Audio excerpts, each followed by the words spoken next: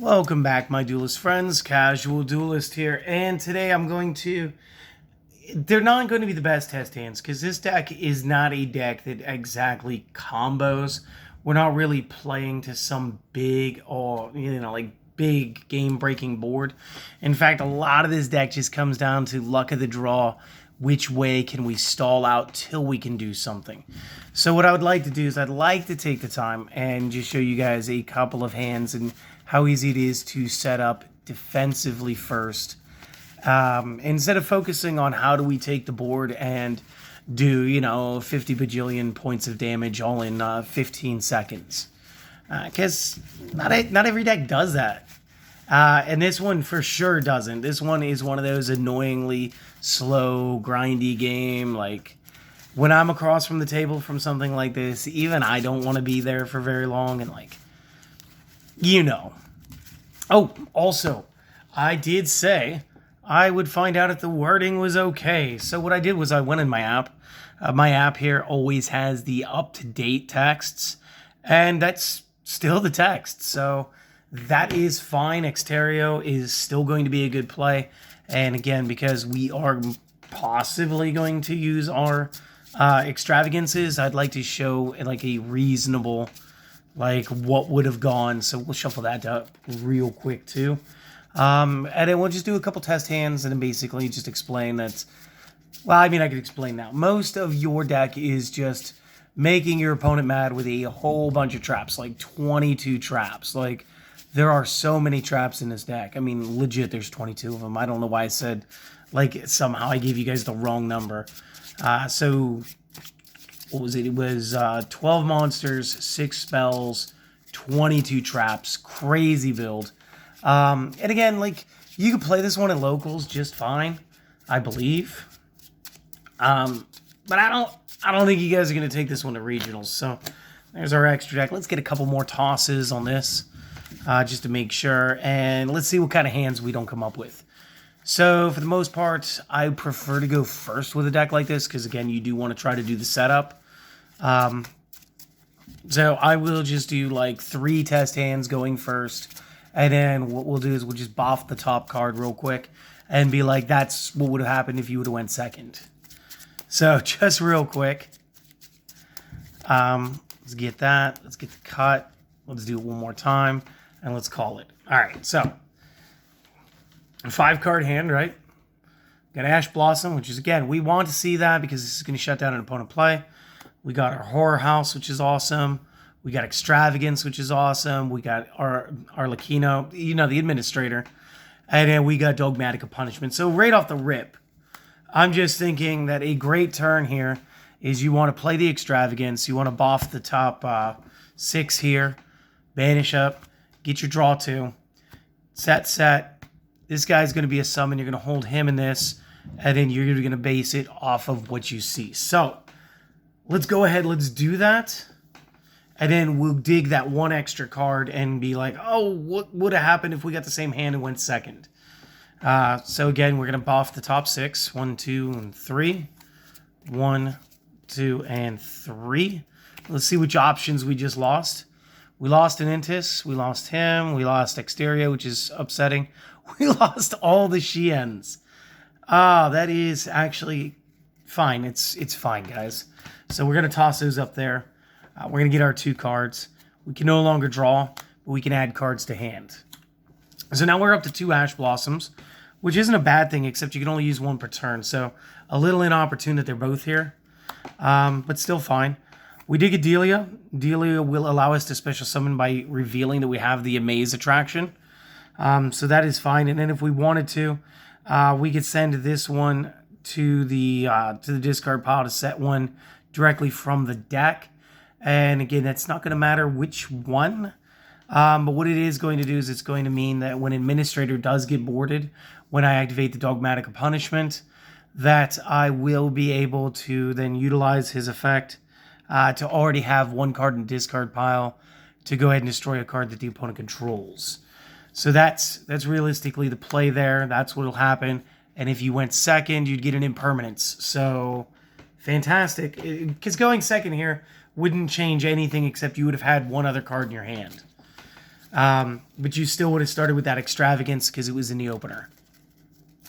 So that's fine. Let's shuffle the extra deck back up real quick. So that was an okay. That was about a moderate. It was a little less optimal than what I'd been pulling during playtest, but it is not a bad hand. A little weird to see both Ash Blossoms again. That didn't happen to me very often at all. It's not like playing Subterror where I've got almost a dozen different hand trap cards in my deck.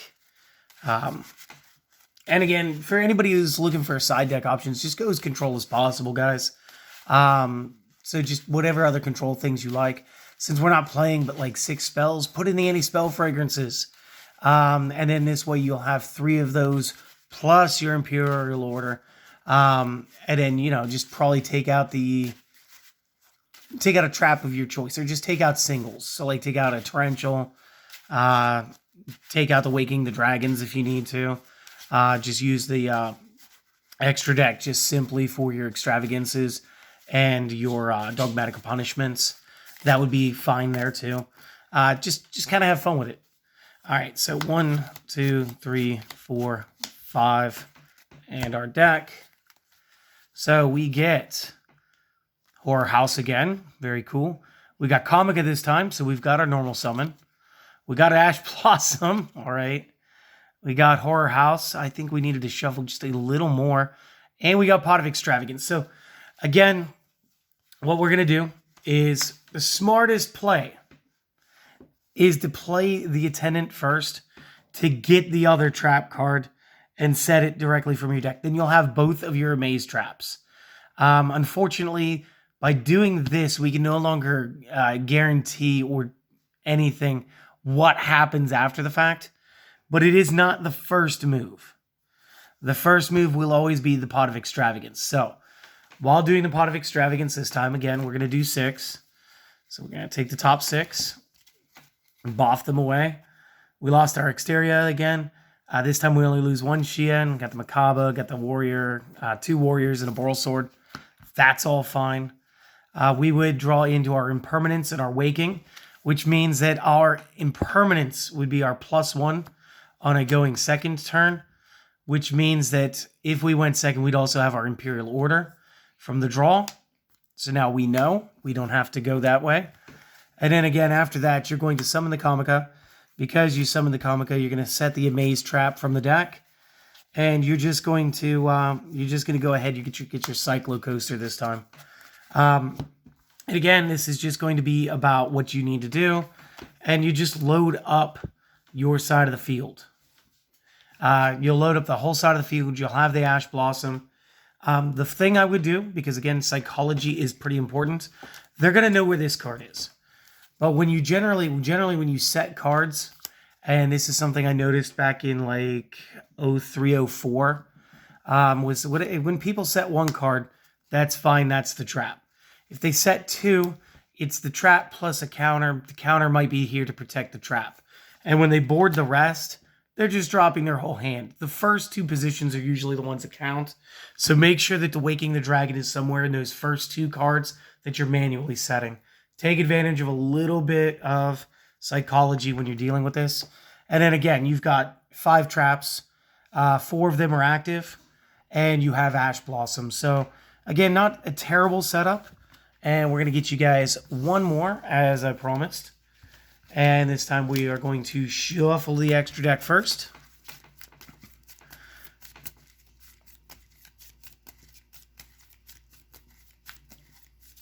And I got to tell you, the satisfaction when I see one of these just crazy cards like my 6 Samurai Xian actually do some real damage in a non-samurai deck. It's just very satisfying. It's not something I thought I'd see. There he is. It's not something I thought I'd see. And really, we put him in as a joke at the beginning of the deck building process. And to be honest with you guys, he just he stayed with it, and that made it, that made everything okay and all right. So I really enjoyed it. And last test hand here. And again, if you guys got anything that you guys think will work better, you know, let me know in the comments section. You guys are some of the best people out there, because I swear I'll be building a deck and I'll be so, I don't know, driven, focused. I got my blinders on. I'm looking at the finish line and I only see the one path. And then somebody hits me with a bit of knowledge. I know I didn't say thanks for this yet, but during the Karibo Brothers deck, I was using the red-haired Hasty Horse. And somebody asked me, and again, this is just a total fail on my part. I should have had this on a note card here so I could thank you properly. But the comment was, what about Kaiser Vorse Raider? This way it's still a 5-star, still a free summon real quick. But since it's Dark Attribute, synergizes with your Allure Darkness. And all I could say was, he got me. That is the better play. And 100%, if I rebuilt that deck today, that is the mod. It's one of the mods. I think I would have tried the Left Arm Offering too. That's something that was recently commented for that deck. And again, I just have some of the best viewers because you guys are just so willing to help. And you guys are slow to criticize and very quick to help emphasize how to make things better. And you guys truly work as a community. So I'm really blessed that I get to have you guys watching my videos and talking to me. So seriously, big thanks. Shout out to all of you. All over 1,300 of you strong. So let's go ahead and check this. We're going to go ahead and cut it once. And this is, again, it's the last hand. So let's see. Do we get Pot of Extravagance all 3 test hands? Yes or no? No, but we get Dogmatic Punishment. We got Delia. We got our Horror House again. We got There Can Be Only One and Waking the Dragon. So what we do have is fairly standard fare. And again, barring the whole going first, going second, my first move is going to be to play Delia, get my secondary trap out, and just load my back row to the field, and let the game take care of itself. And again, on the Dogmatic Punishment, we're going to have Intis. Intis is going to function as a double destroy between her effect and the other. We have There Can Be Only One. Wait till they wait to see what they do, because if you don't have to activate it, don't activate it quite yet. It's one of those things. Hold it. Hold until you see the whites of their eyes. Hold till you see the creature types on the cards, guys.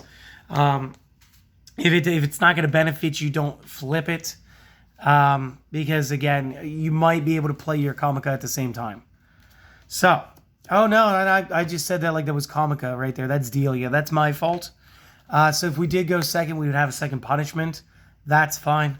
So I take that back. What you're going to do is you're going to reveal your trap, special summon this. From the hand, set an attraction trap. Yeah, so you're going to do that. And then you're going to want to play Psychology. Because most everybody's going to say it's going to, again, be in the first 2. Make sure Waking the Dragon is one of those 2. Try to bring the attention to that. And Double Dogmatic Punishment is even better. So you are going to be set up with a nice 1,800 point card. If they do try to overswarm you, like I said, There Can Be Only One is right there. You have 2 shots of Dogmatic Punishment. Remember, they cannot be activated in the same turn, though. And you do have your Waking the Dragons. So they are going to expect this card. If they don't want to see this card, they're going to try to go for it. They may or may not. So there it is. Yeah. So, like, if you went second, you get an extra Dogmatica. If you didn't, this is your board. So, seriously, guys, thanks for stopping by. Thanks for watching this. If this helped you guys at all, maybe understanding the archetype just a little more, like what the basic plays are for this deck, you know, I hope it helped. But if it did and you haven't already, consider supporting us by subscribing to the channel. And seriously, everybody, go have a great day. Go do something fun today. And I hope to see you guys on the next video. Later, my friends.